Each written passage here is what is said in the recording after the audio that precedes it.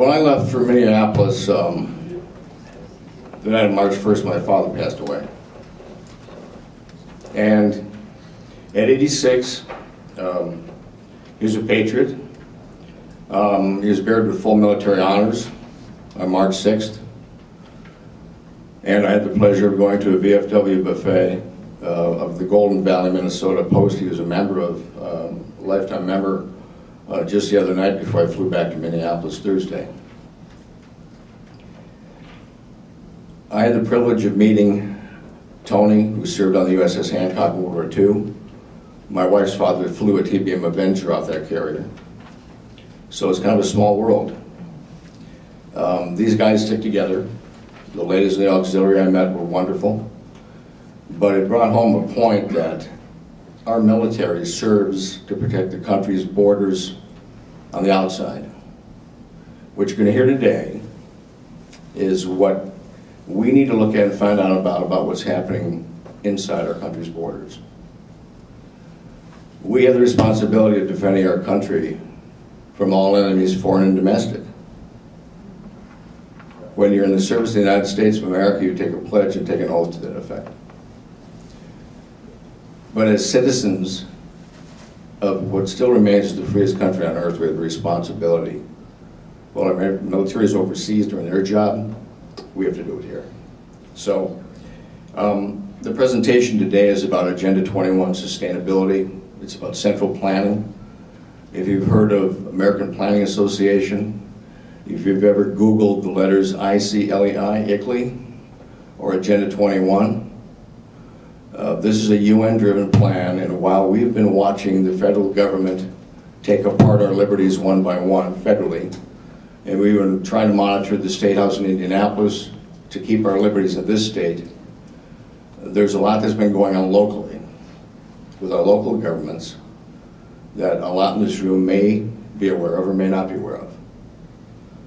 So before I introduce Dwight Lyle from the Constitutional Patriots in Carmel, Indiana, who's graciously come down today with his wife Sue to give us a presentation on this topic with some Q&A afterwards, I just want to do a few announcements real quick. On Monday at 4 p.m., there's going to be a county commissioners meeting at the Civic Center, room 301. That has to do with the Human Rights Commission and expanding the parameters of anti-discrimination laws. So if you feel free to show up there, it's going to be a public hearing. They're not going to decide anything. They're collecting pros and cons. So if you have a voice, anything to do with the topic at hand, I'd advise you to show up. It's a good opportunity for you to voice your concerns about this.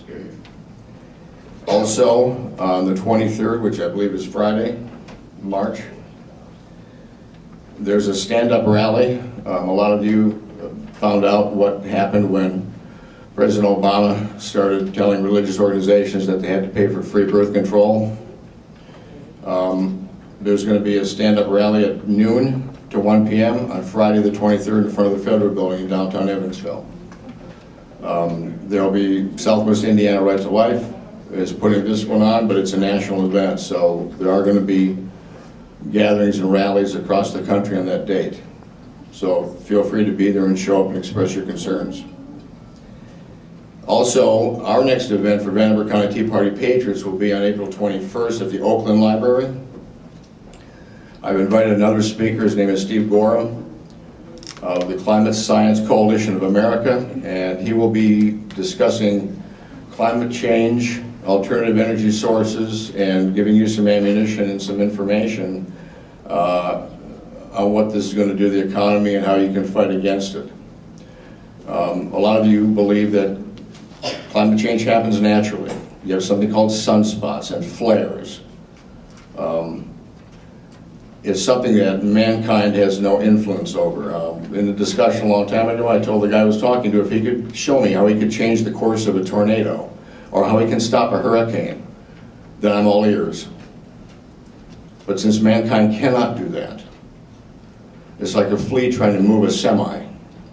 It can't be done. Man does not have a lot of influence over the Earth's climate. So if you want to come and see that, it's at 1 p.m. at the Oakland Library on the 21st of April. And Steve's coming down from Joliet, Illinois, to do a presentation on that, and it's very interesting. He's done this all over the country, and it's very informative. To get on with our program today, Dwight Lyle and his wife Sue came down, like I said earlier, from Carmel, Indiana. He's one of the co-founders of the Constitutional Patriots, which is a Tea Party group in Carmel. He's a small business owner. He owns a company called Zionsville Autosport, and he's a husband, father, and a grandfather of 4.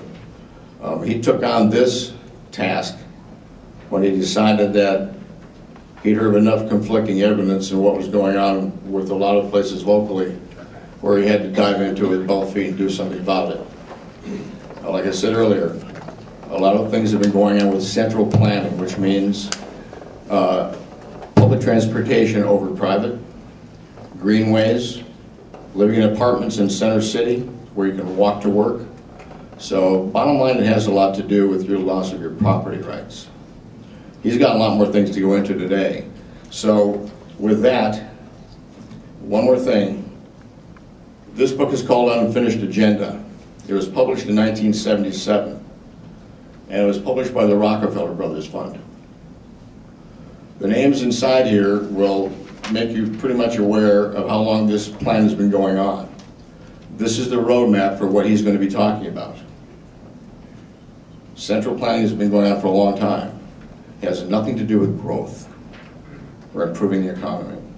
It has to do about control. Controlling your life, what you do, where you go, and how long you're there. Everything tied into that as far as movement of populations. So, with that, I'd like to introduce Dwight Lyle.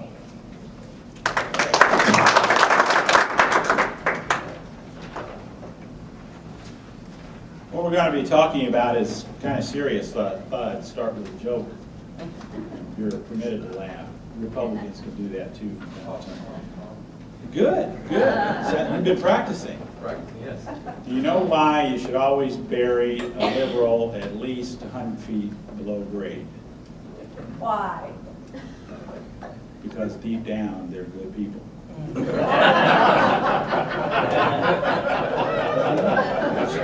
See there? You're better at it than you thought. We've got a lot of material to cover, and hopefully your bladders can make it through, and mine too. If anybody needs to stop, just go ahead and do what you got to do. I'd like to thank Jim for having me down. One of the reasons that I enjoy speaking at various Tea Party groups around the state is so that we get to know each other. My wife and I and about 7 other Tea Party groups have formed a group called the Coalition of Central Indiana Tea Parties. And we're doing that so that we can share each other's strength and build on each other's abilities. We're doing it in such a way that no one is giving up his autonomy. We believe in that too.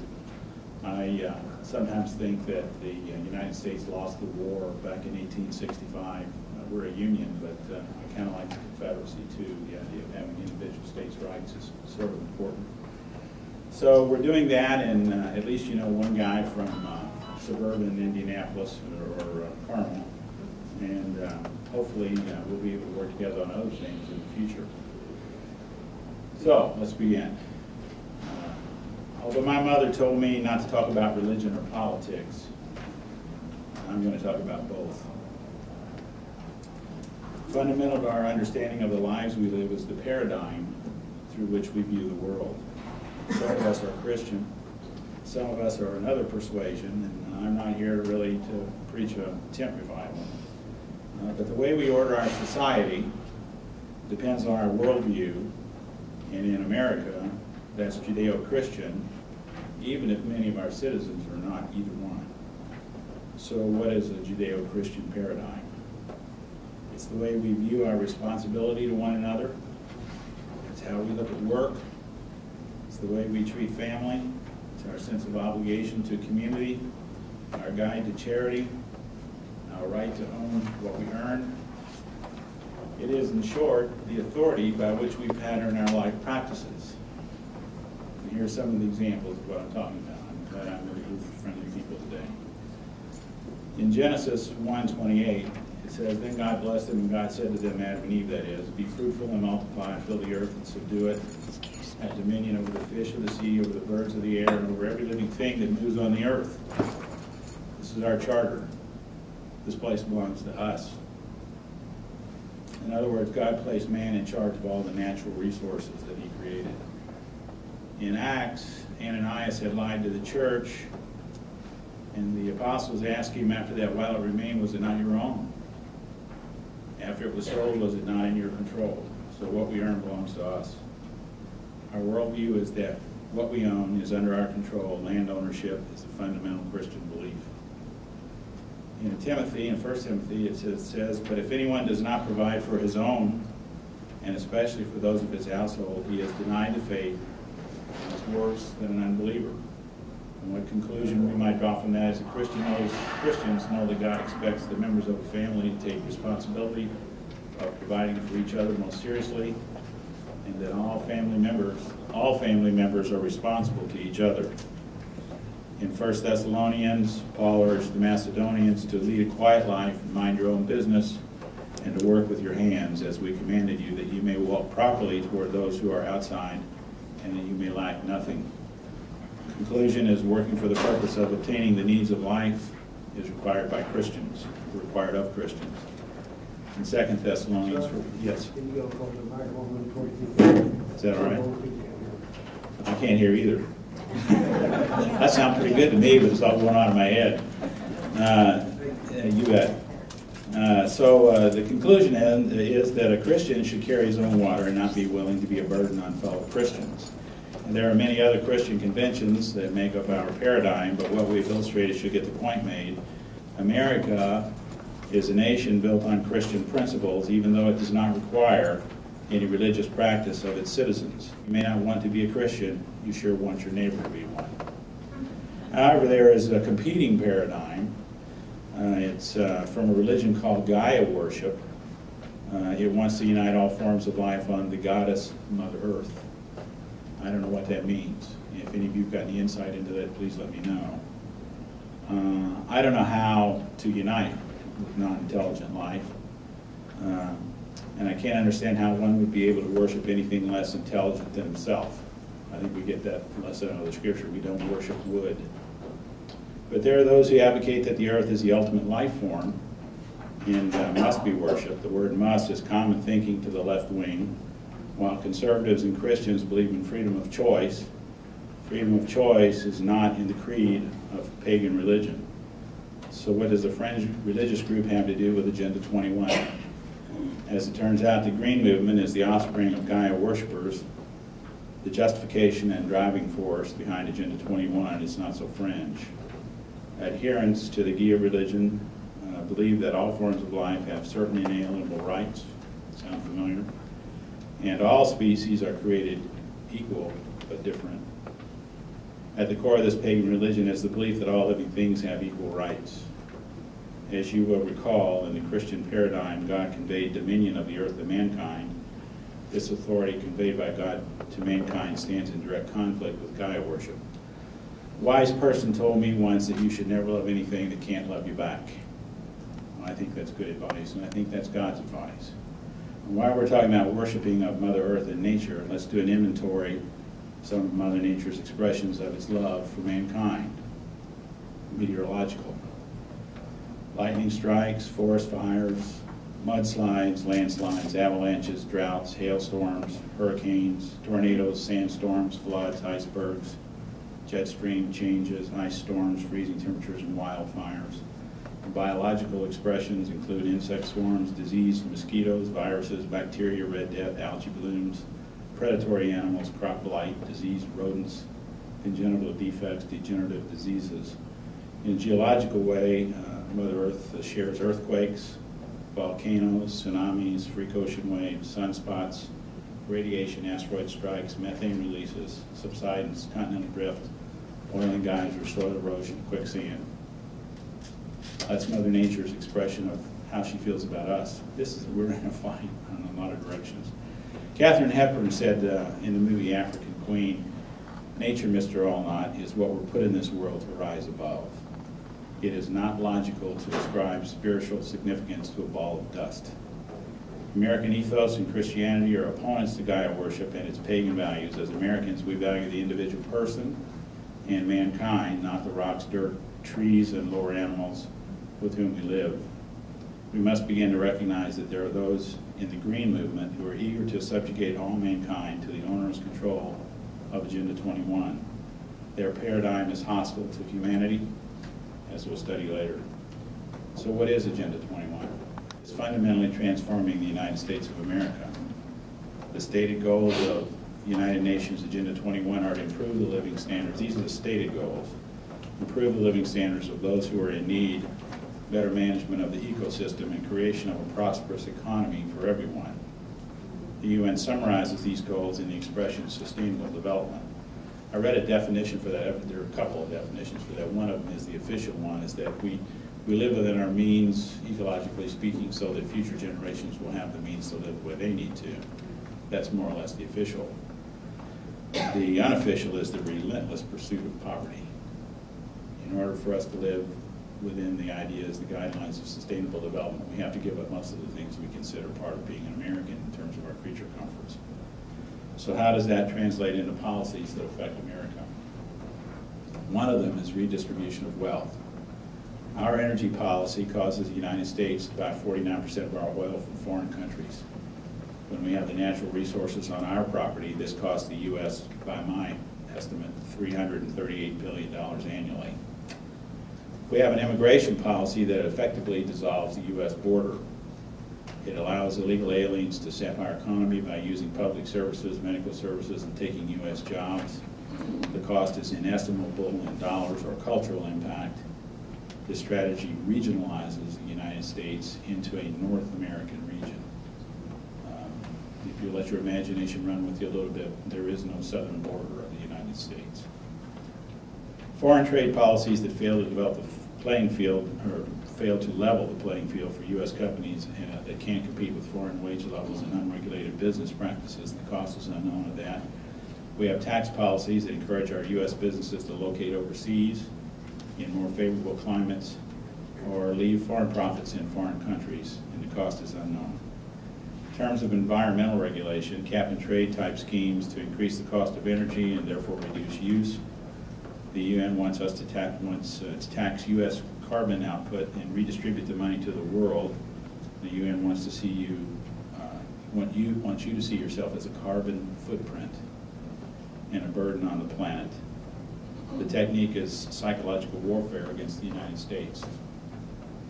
Restriction of land use, various protected status designations, wetlands, wildlands. Something else that's being done in the western states now is the government is buying ecology easements on farms and ranches. They're buying the right to restrict the use of the land so that the landowner can't pass on the ability to have a business operation, either agrarian or cattle raising. Coal oil or coal use is restricted, although nearly all coal pollution has been eliminated. The EPA wants to raise standards to some 99.9% reduction. And bear in mind that 75% of energy production in the United States is from from coal. Federal watershed designations to eliminate or tax certain types of land use. In Zionsville, which is the next little community over from ours, they just got a new tax for watershed purposes. Anything that's impermeable precipitates tax. So your driveway and your roof on your house is a source of a tax calculation in Zionsville to take care of water runoff.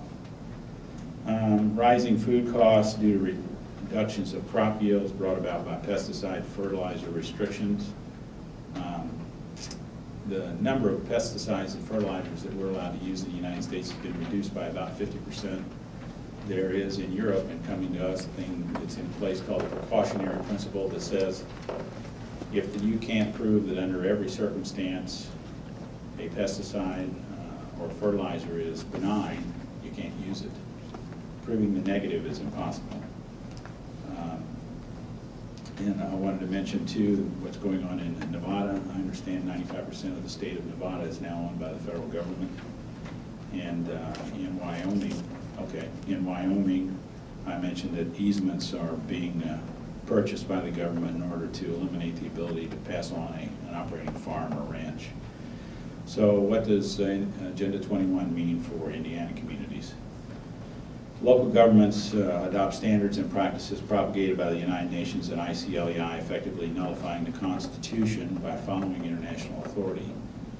Local governments don't have constitutional authority to make treaties with foreign entities, and that's what's being done in a de facto way. There's no legal contract between Evansville, for instance, and the United Nations.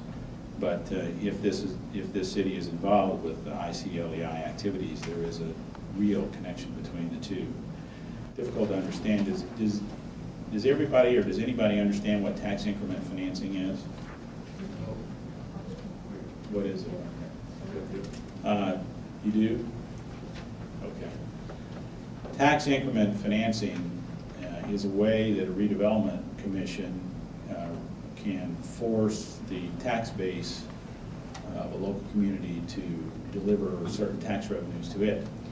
And what they do is condemn an area, and then they say that any increment in tax income from this area goes to the redevelopment commission. So redevelopment commissions are the back door through which United Nations influences come into our community. So we're actually funding the development of UN-type projects and standards in our communities through tax increment financing that's given to redevelopment commissions. And I'll talk, if you want to, a little bit more about what I think is probably the most extreme example we have in Indiana, which is Carmel.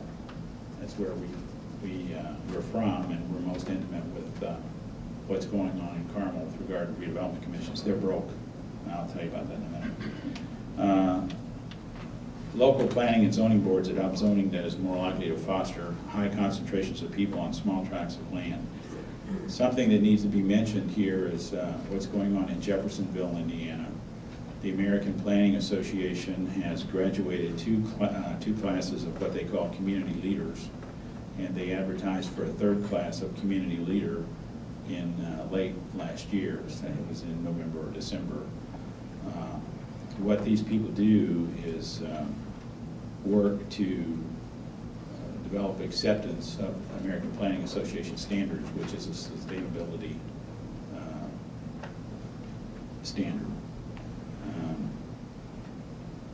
Something that's going to happen that you may not be aware of is urban growth barriers. Have you heard that concept before? You have? Somebody has? What eventually will happen with planning and zoning is the city will be determined to not be able to exceed a certain footprint. That leads to higher prices for property on the inside of the footprint, and on the outside of the footprint there's no new development allowed. It's one of the techniques that's coming our way. Zoning boards see as zoning boards begin to condemn property not so much for public need as to increase the property tax revenue by increasing tax value of new construction. So you might have heard of the Kelo decision. No. Yes, you have. Okay, good. It was 2005, the Supreme Court ruled that it was constitutional to condemn someone's property for the purpose of increasing the tax revenues, and I'm paraphrasing, to the city. And so a small community of landowners gave up their property that was located right by the ocean that had been in their family for 100 years, so that a pharmaceutical company could have more land to expand on. The city that this small community was in spent $80 million of taxpayer money, and the pharmaceutical company didn't expand, but moved. So that's one of the results of this type of thinking. In California, the city of Los Angeles is appropriating people's property because it doesn't meet zoning requirements. They're taking it from individuals and not compensating them.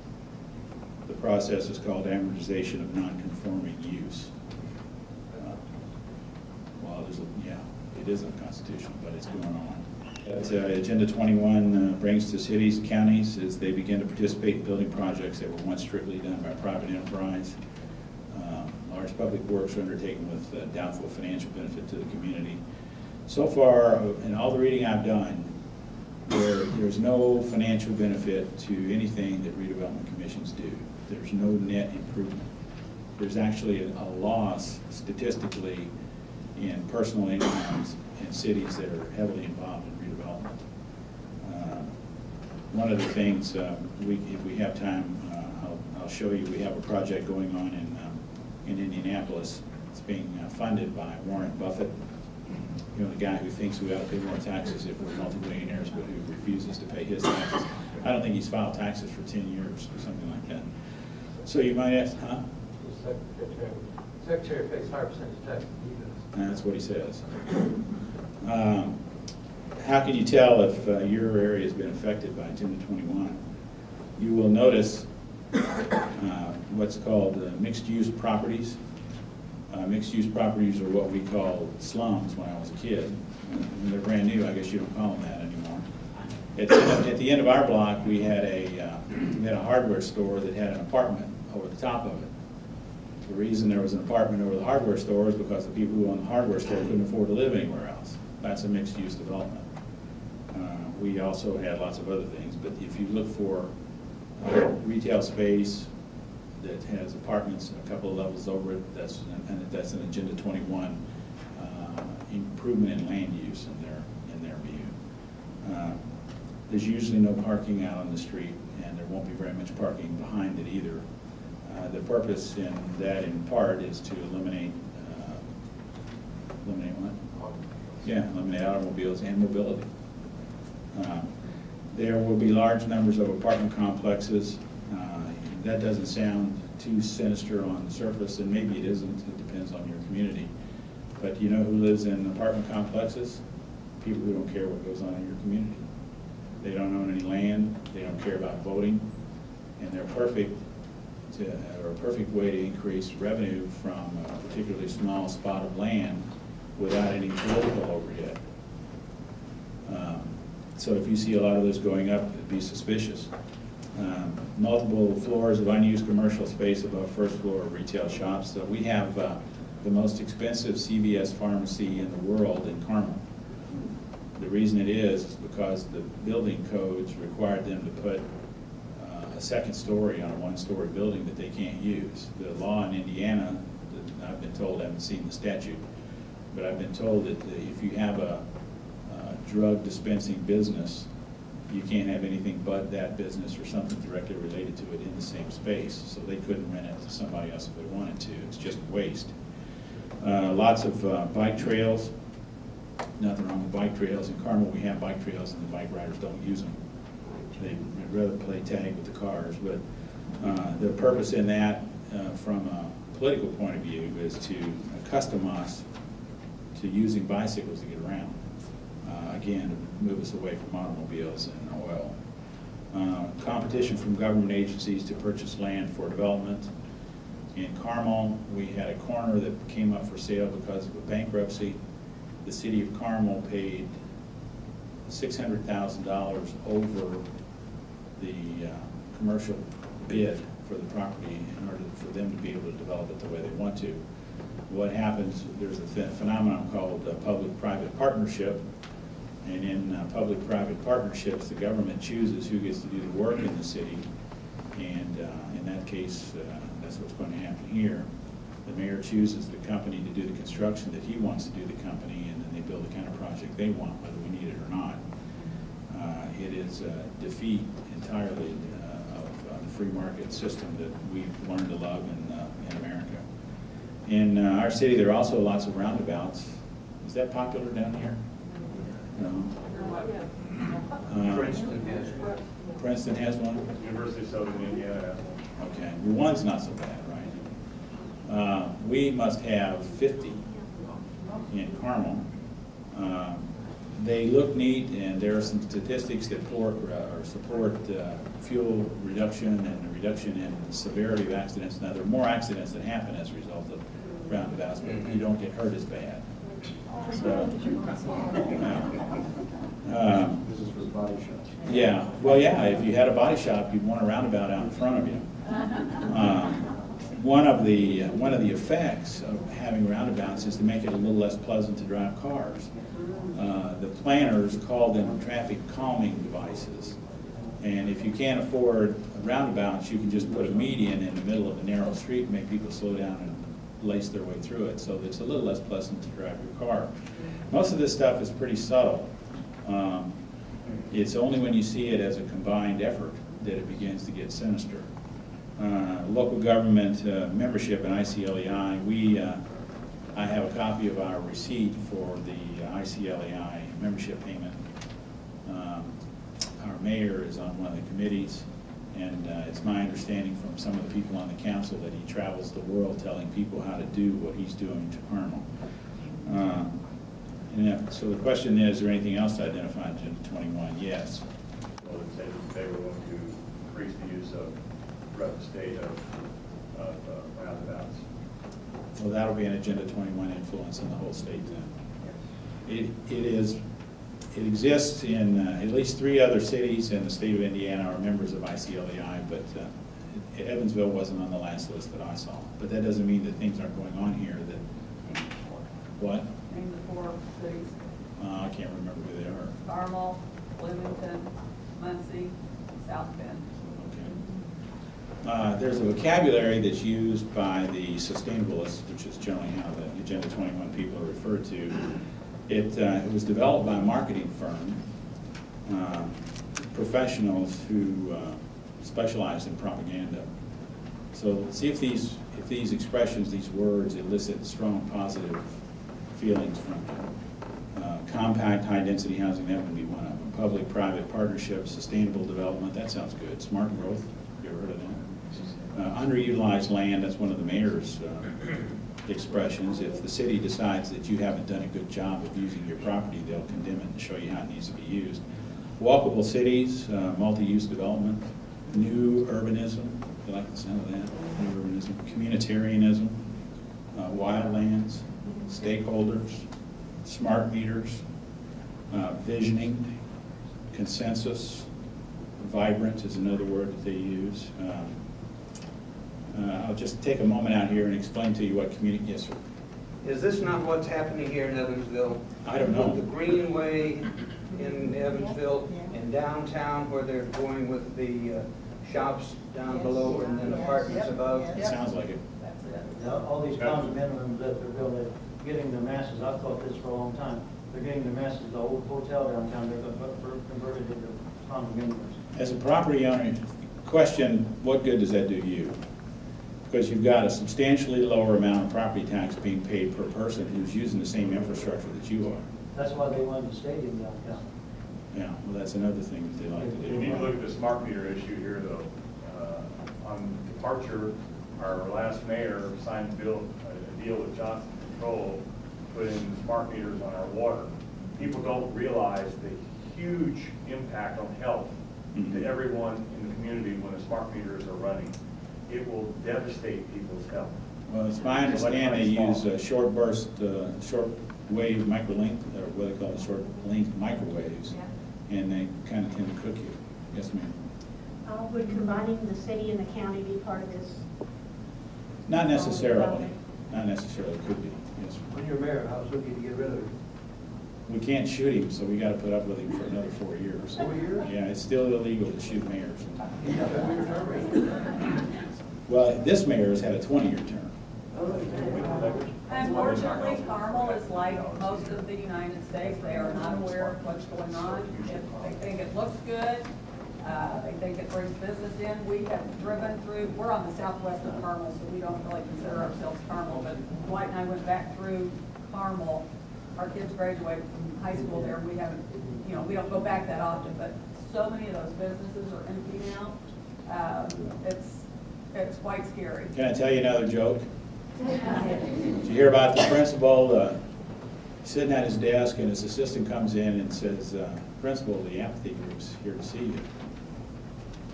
And he says, well, what do they want? He says, nothing in particular. I'll let that sink in. Tell them the debt that Carmel has. Okay. Our redevelopment commission has managed to spend what they'll own up to anyway. It's $275 million. Most of that, about $200 million of it, is for a music hall. And it's a music hall, they call it the Performing Arts Center. It sounds really good. I would call it the other things. But it costs us $8 million a year to operate it if we operate it at 100%. We lose $8 million a year. And like the mayor said, it was never intended to create a profit. You know, if you're going to spend my tax money, I wish you'd spend it better than that. The debt. Yeah. Yes, ma'am. We also have on the radio, people listen to 1280 Uh-huh. about walking to work. Yes. Oh, there's the farmer's Walkable market. cities. So I think that is indoctrination. It is. Yeah. That's part of what's going on. Sustainable living and plan, anything with planning in it, they're inundated with it, you know, the radio stations are. Yeah, mixed-use development. Yeah. Right. Yeah, you're right. Yeah. American Planning Association, I probably didn't do a very good job of it, but I see things and hear things in my head that sometimes don't come out of my mouth, so if I'm not clear, let me know. But one of the things that I saw when I first saw the newspaper article about it, Kelly Curie told me, or sent it up from Sellersburg, is the political officers that were placed in the communist apartment complexes to keep track of the people that lived there. This was done at least after World War II to make sure that they told the line politically. And so these guys are part of what, well, we'll get to it if you want to see some documentation later on, but part of what they're taught to do is to deal with local government. Now, that doesn't sound real sinister on the top until you think that, you know, local government is supposed to work for us. They're not supposed to work for the American Planning Association and to achieve the goals that the American Planning Association wants. They're supposed to work for the people. Well, that's not the way it is in Jeffersonville. They're receiving rewards or awards for throwing over individual liberty in the free market system in Jeffersonville. All the aforementioned is going on, and we're still managing. I mean, everybody got here. You were able to buy enough gasoline. You all look like you're physically healthy. You've had enough to eat. So is there any real threat? Well, one of the threats you're enduring right now is the loss of private property rights. The United Nations thinks land is too valuable to allow private ownership. Tell them about Vernon from Greencastle, Vernon from Newcastle. the elderly The bomber, gentleman that. the bomber pilot? Oh, yeah, well, They took his property. unless you know Vernon, it's not that interesting, so let's get back to him in a minute. I thought it was that. It's very interesting because he's one of our heroes, and he fought for our country, and he flew missions over Europe to make sure that we would be here today in this room. And the government has done, one of their tricks that they like to do is change the zoning on your property. They don't take it from you, they just change the zoning so you can't use it the way it was intended or the way it was zoned when you first got it. And our church building is in one of those zones. It's actually in an R1 zone, and we wanted to put a sign out front to tell people where to come worship, which apparently doesn't work very well in Carmel. And we found out that there's a thing called the Michigan Road Overlay, which we didn't know about, of course, when we bought the property, and maybe other suspecting buyers wouldn't know about it either.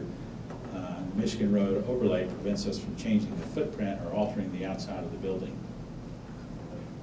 Okay. Even though it belongs to us, it's restricted in use by the government. Something that, yes, sir. Probably not aware of what NDOT and IDEM are requiring to do. Probably not.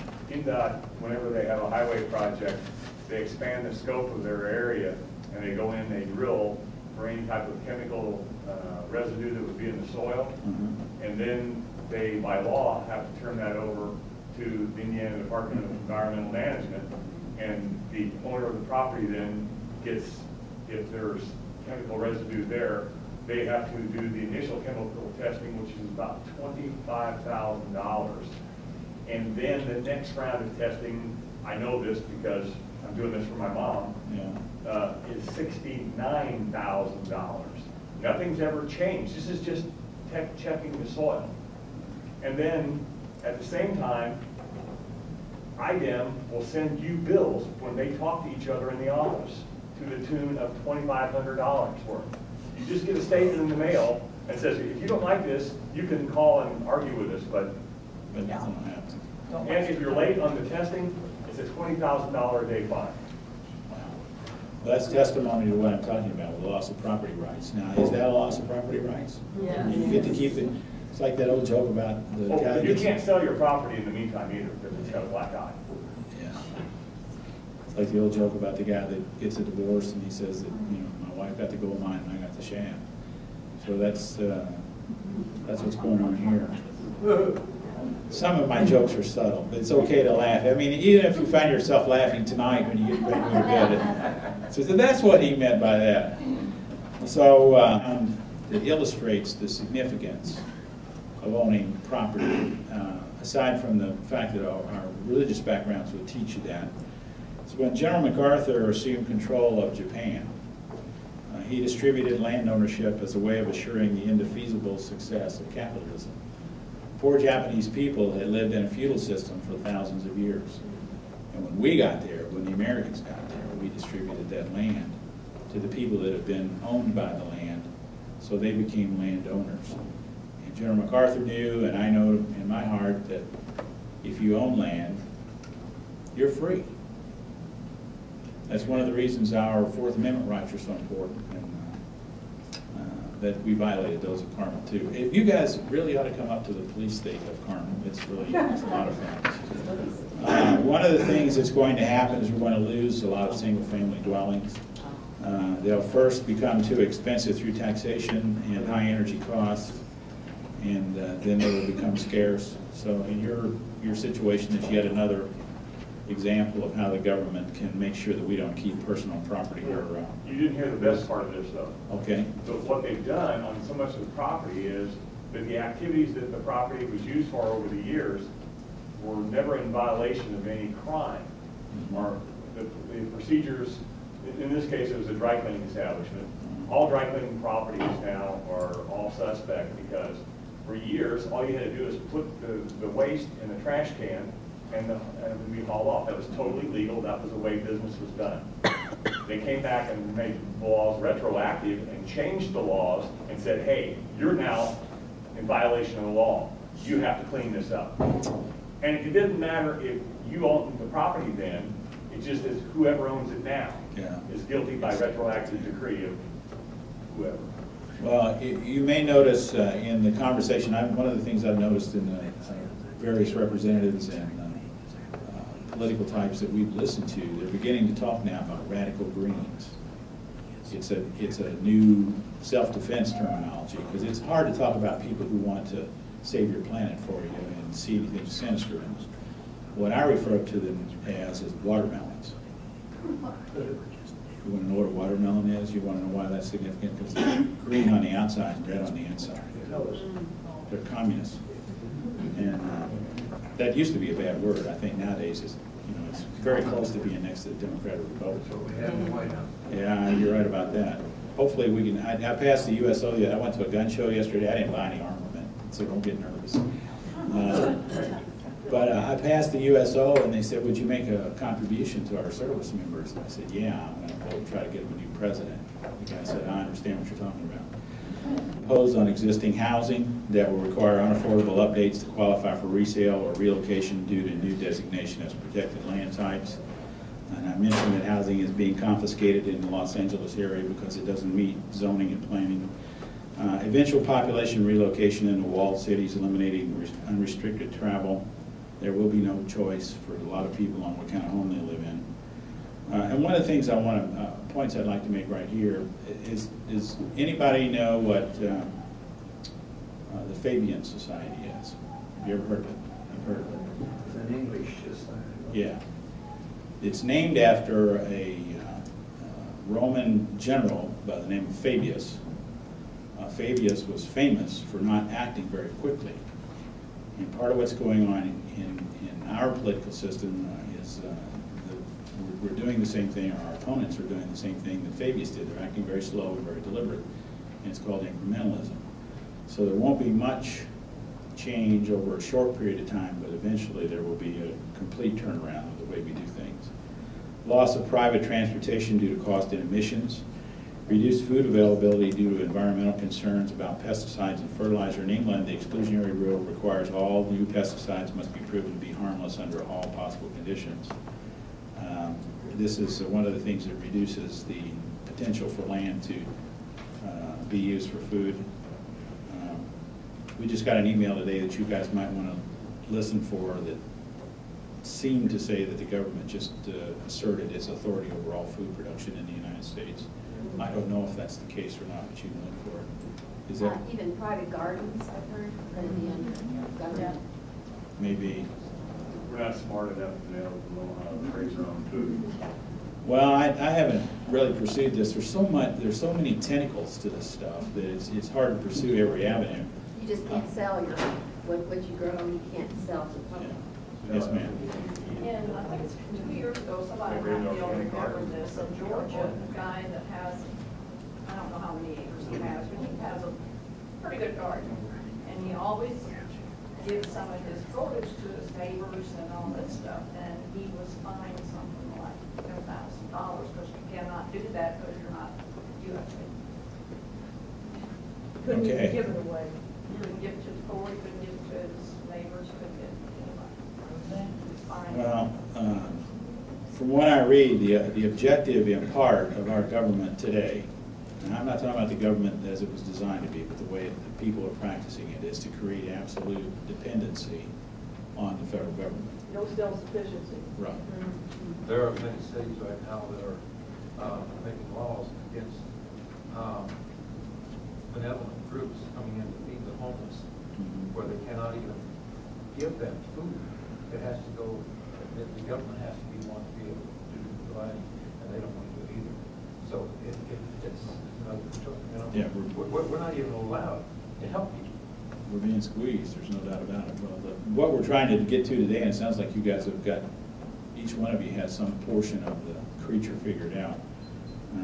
When we know what it is, and we know where it's coming from, then we'll know better how to respond to it. National health care with no provisions to actually provide complex care. I'm sure we'll all be able to get aspirins right up to our last day, but not much beyond that. Population control by limiting the numbers of children each family can have later. Other techniques will be employed. In China, women are forced to have abortions rather than bear a second child. And Dr. John McGough told me Thursday that, I think he said it was in Russia, that the average number of abortions per wife in Russia is 18 in her lifetime. I haven't verified that, but it came from a doctor who should know what he's talking about. He's an actual medical doctor. Work-oriented educations that do not encourage independent thought but encourage compliance with authority. The technique is called outcome-based education. I understand it's been renamed, but the purpose of it is to eliminate critical thinking. No national identity for the United States, as land will be administered by UN authorities. First, the United States will become a region, including Mexico and Canada, and then it will melt into the New World Order. And that sounds like I ought to have an aluminum hat on. You know, we talk about stuff like that, and I'll wear one if it makes you all feel better. But if you go to the internet and Google New World Order and George Bush, you'll see him uttering those words. Senior. Yeah. Senior, How much February? right. Senator Delph, who's my senator, my state senator, told our group, yes, sir. He made that speech on September 11, 1991, exactly 10 years to the day of the 9/11. Is that right? Huh. No, I didn't either.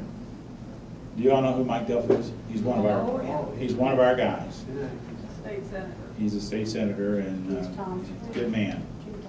And he told us when he came to visit our group that many of the Indiana legislators in our state legislature have expressed the concern that there won't be a United States in 25 years. Now, that ought to chill you. Huh? I'm not sure what they have in mind. I'm just repeating what Mike Delph told me. But I wanted to attribute it to an authority. It's not my speculation. It's the authority of one of our senators, and it's a shared concern that a lot of the folks down there have. if there's going to be a United States in 25 years, it's going to be up to us. No national identity for the U.S. The land will be made. Okay. All right. Now, here's something. Why? Yes. You got a question? Oh, I was yes, going ma'am. to say, are they assuming that there's going to, that the U.S. will become under UN control? Is that what they're? Well, what is, based on my reading, what is anticipated that will happen first is a regionalization of various countries around the world. The purpose of the regionalization is to desensitize us to national sovereignty issues. If you live in Texas or Arizona, you don't have a border between you and Mexico. There's no practical border. So how can you, if you can't identify the property as being part of the United States and the people who live there as being part of our citizenry, how do you have any sovereignty would be my question. But we do actually write to the dark side, and we wrote to Senator Lugar. Yes, sir. Yes, I've seen a map, and it's been drawn up probably over 25 years ago, and it was set up for the 10 regions that set up the United States when all this supposedly takes place, if we're allowed to, and then we would be here in Indiana, in region 5 of that map. Okay. You're talking about a regionalization of the United States. Correct. Yeah. Of North America. And what I'm talking about is a regionalization of the North American continent.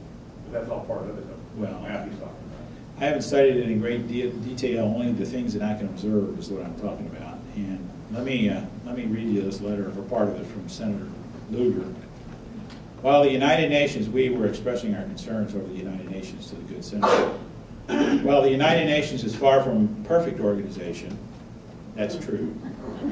Our membership in it continues to serve U.S. national interests by leveraging the resources of other nations and by helping ensure that when the UN does get involved in an issue, it does so in a manner that in no way impacts the sovereignty of our nation. That's what we call bovine splat. Yes, sir. That's the same words in the letter I got from him. Oh yeah, he's got 6 letters, and it just kind of depends on which one you get. You know, they spin the wheel, and you get this one.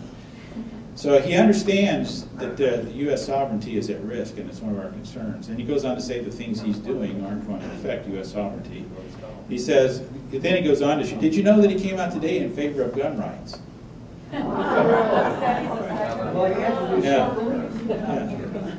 I share your opposition to and will continue to oppose all threats to U.S. sovereignty and attempts to subvert the U.S. Constitution and the rights of the American people. Okay, that's what he says. Now here's a letter that was written by Senator Durbin and Lugar, is it Senator Durbin? Yeah. And Lugar, that asked Secretary Napolitano to stop deportations of DREAM Act students. Now what he goes on to do in this letter, you can get this off the internet, he goes on to tell her how to circumvent the Constitution and the Congress of the United States and how to let foreign illegals benefit from being physically located in the United States and take away things that belong to us. And one of the reasons I'm sensitive to that is my oldest son, who's almost 40, who's still struggling with higher education costs, has $40,000, I don't think I hit something here, he has $40,000 in debt that he wouldn't have if he were a Mexican. Or illegal. Or illegal, I'm sorry, I didn't mean to say Mexican, because you know, all of us came from somewhere else. Our people came from Scotland. So it's not fair to say Mexican, but an illegal alien. You know, I was just going, and I saw in there that these people were to be given Medicaid rights. Yeah. And and it stated specifically foreign aliens. I might not have the right word, but you know, alien, non-residential aliens. But anyway, people who are not citizens. Right, illegal aliens. We don't call them that anymore. Well, it We call didn't say them- illegal in there. We don't use those words anymore. Non-documented. There must be word police somewhere that go through our vocabulary and say these words have got all the wrong connotations, so we're not going to use them because they convey the truth with full impact. Find your words controls you. Yeah. But that's- they're given the rights of a full citizen without Yeah. the citizen. Well, at the same time, our rights are eroding. Okay. Well, this may make you feel a little bit better, I'm not sure. I do this with as much levity as possible. It's kind of hard to tell you that you're on the Titanic. You know. Another joke. This goes back to President Nixon, another one of my favorite presidents. You know. Somebody wanted to illustrate how honest he was and how scrupulous he was about being honest, and they said it this way: if President Nixon had been the captain of the Titanic, he would have told the passengers they'd just pause to take on a little ice. I'm going to let somebody back to this thing say that. It's not that we don't tell the truth, it's just that we carefully phrase it. Wordsmith. Yeah, wordsmith. I used to be accused of that. It doesn't have to be the way I've described it to you, but if you think it will not happen because of our loyal American leadership and their high ethical standards, please consider the following quotes. Now, these are kind of painful to endure, so bear with me. This is from Al, You Gotta Love Me Gore. We are close to a time when all humankind will envision a global agenda that encompasses a kind of global Marshall Plan to address the causes of poverty and suffering and environmental destruction all over the earth. Yeah. Here's another one by the UN Commission on Global Governance. Says the concept of national sovereignty has been immutable. Indeed, a sacred principle of international relations. It is a principle which will yield only slowly and reluctantly to the new imperatives of global environmental cooperation. And here is another one by Mr. Gore. We require a central organizing principle, one agreed to voluntarily, minor shifts in policy, moderate improvements in laws and regulations, rhetoric offered in lieu of genuine change. These are all forms of appeasement designed to satisfy the public's desire to believe that sacrifice, struggle, and wrenching transformation of society will not be necessary. This guy was almost president of America. Can you believe that? Yeah. Thank God the people of the state of Tennessee were smart enough not to shoot him Well, in his home state. Yeah, they knew him better than we did. Yeah.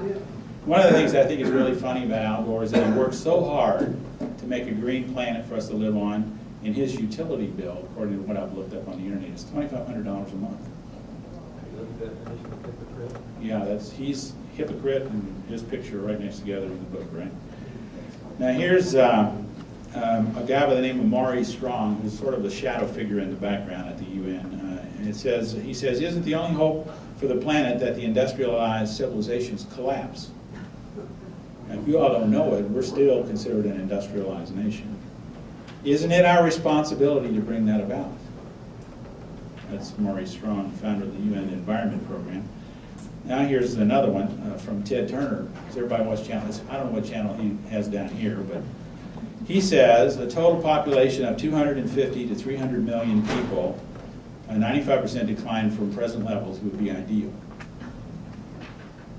And if we're going to save the planet, I don't know who's going to be around to tell anybody, but Ted Turner's idea is that we ought to reduce our population of the world to 250 to 300 million people. Sure, he doesn't include himself. No, but I think he should start with Jane Fonda if he ever gets the upper hand. One American, this is Jacques Cousteau. We like Jacques Cousteau. He's a funny, fuzzy little Frenchman, you know. One America burdens the earth much more than 20 Bangladeshis. This is a terrible thing to say. I can hear it in his French accent now. In order to stabilize world population, we must eliminate 350,000 people per day. It is a horrible thing to say, but it's just as bad not to say it. And he doesn't know it, but scuba diving is on the list of unsustainable activities.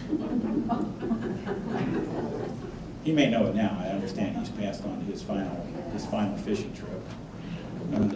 If you analyze all this stuff, even the guys that are wanting to do this to us are targets too.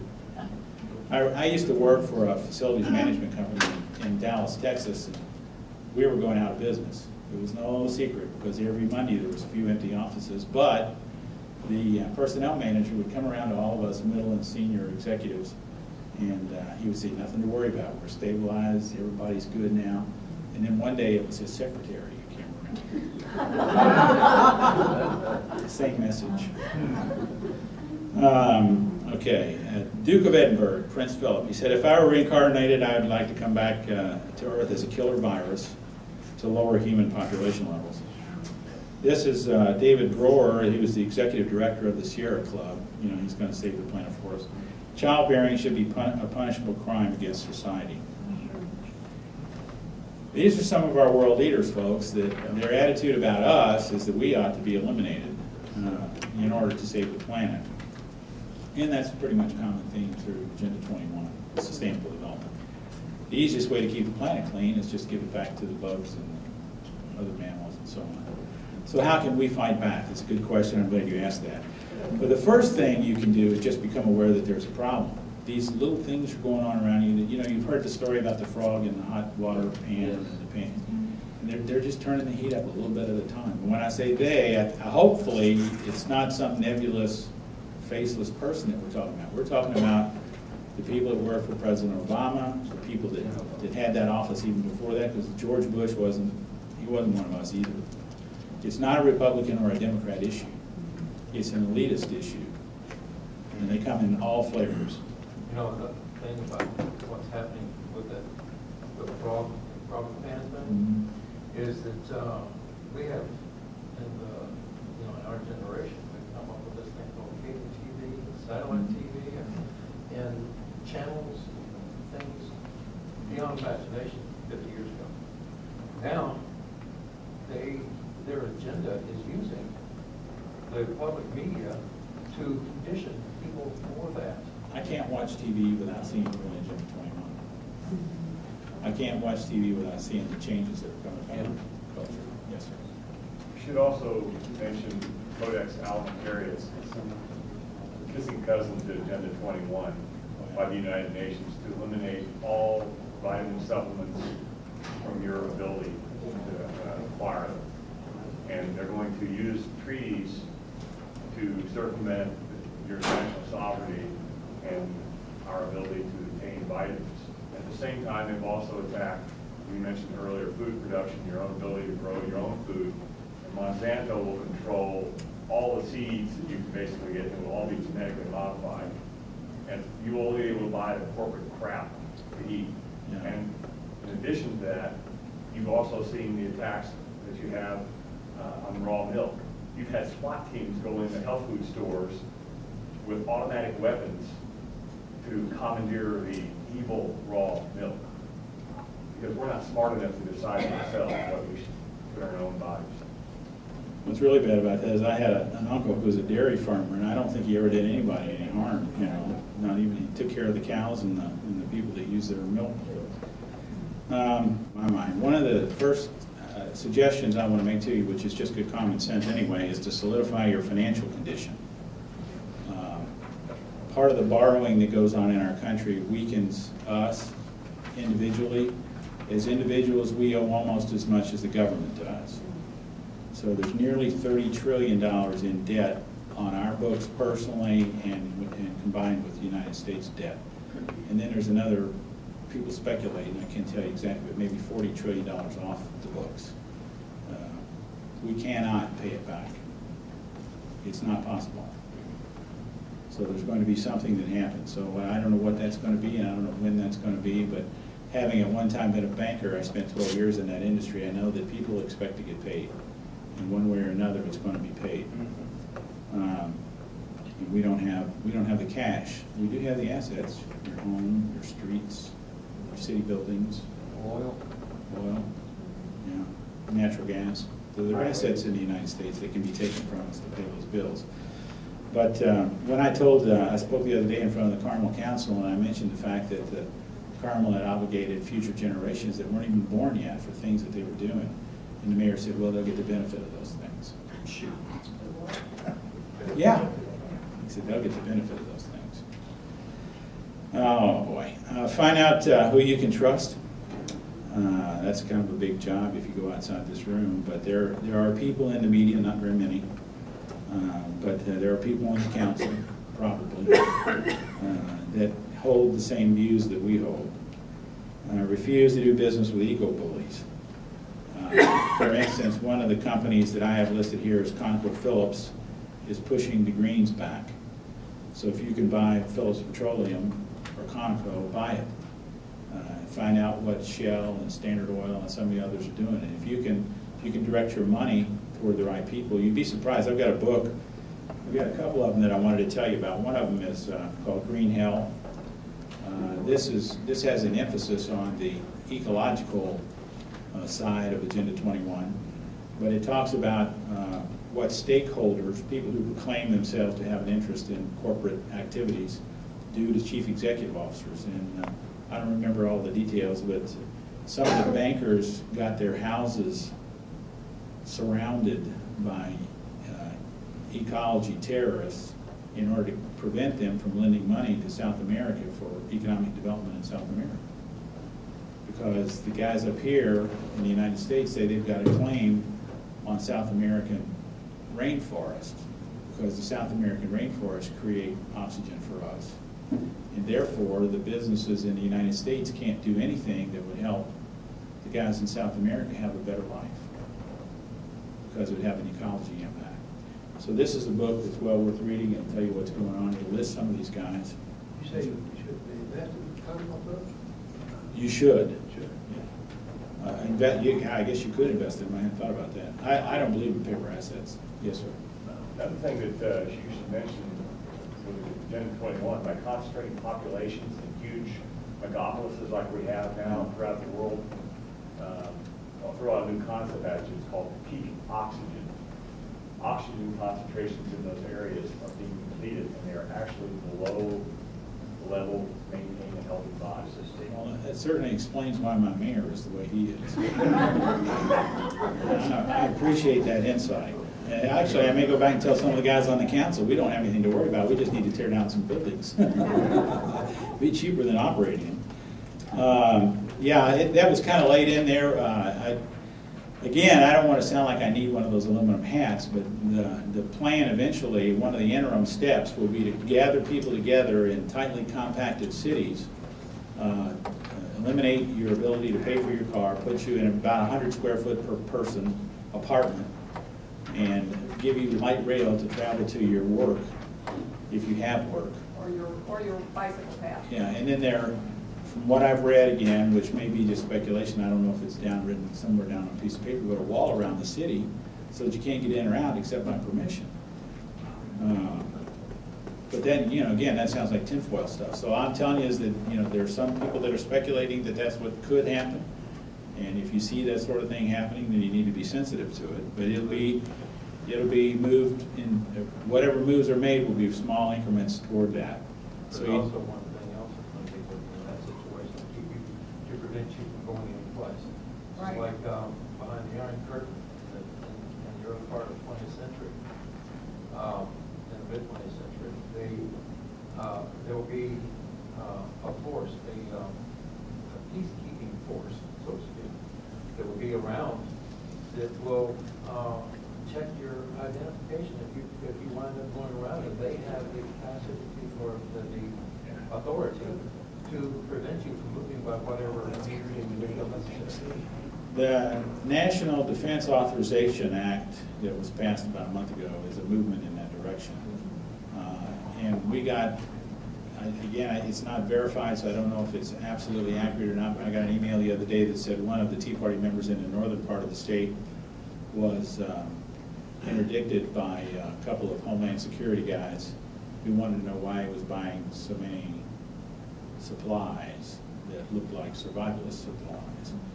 So if that's true, and I'll tell you that, you can believe it or not believe it or react however you want, but if that's true, then things that you're talking about are already beginning to show up. They didn't stop him from buying anything. They didn't impede his travel. They didn't rough him up. They didn't do anything. They just wanted to know what he was doing and why he was buying so many survivalist type supplies. Of course, this guy told them, well, they're on sale. And they accepted that. So I guess they weren't as evil as they could have been. Advise news outlets of Agenda 21. Don't expect a lot of help. We have about 20 people that we routinely give press announcements to, and most of the time they ignore us. Tell people you know about Agenda 21 and what it means. Tell your elected representatives that you're watching for Agenda 21 activities. I think once you sensitize them, I had a chance to talk to Tom Rokita Monday. I was at a Tea Party event where he spoke, and I asked him if he knew about Agenda 21, and he looked at me quizzically, and he didn't. Now here's a guy who's in the House of Representatives. He's a Republican. The National Republican Committee just published, what do they call it? A resolution denouncing Agenda 21, and he didn't know anything about it. Did Dan Burton also not when we asked him? I don't remember. I thought he did. He was going anyway. Yes, sir. You talk about getting identified all the time. I was just in Haiti, got back this week, and I thought Germany and Europe was bad, but Haiti with no laws, no regulations, whatever. But anyway, and that makes me want to say what I see disappearing in this country. Yes. That I see over there. They don't collect trash, they burn it. I was there for 9 days. I breathed burning plastic smoke the whole time. So we need some order. But I'm trying to listen to English radio. So I heard an advertisement for the first international auto show in Fort Lauderdale, which is where we came through. But what my crux of my point is, you only admitted with a photo ID. Now I understand that for voting, but is this what it's coming to now? Like next year, the home show, we might have to have a photo ID. Can you explain this underlying thing here that I feel? Can I explain? Yeah. I'll share it with you. It's a movement toward creating absolute government control.